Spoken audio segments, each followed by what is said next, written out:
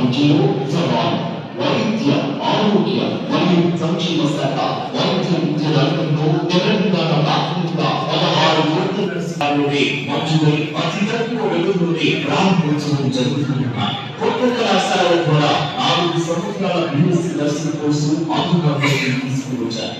ఈ కళాశాలలో చదివే విద్యార్థులకు ఎటువంటి ఖర్చు లేకుండా కోర్సు పూర్తి చేసి ఉద్యోగావకాశాలు కల్పిస్తున్నారు. ప్రతి కాలేజీకి 467 కోట్ల రూపాయలు వెచ్చించింది.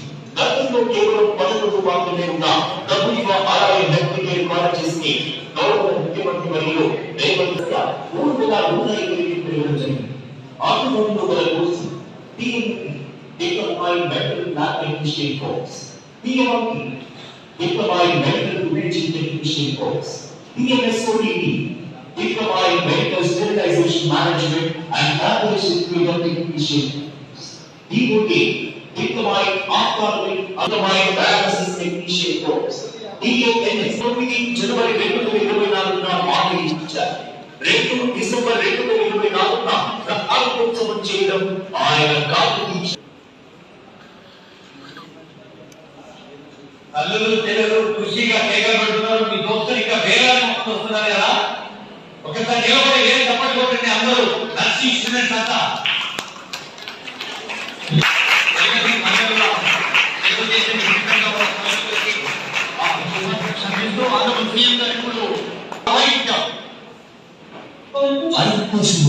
ప్రథమంగా ట్రాన్స్జెండర్ వ్యక్తుల సహకారం కోసం తెలంగాణ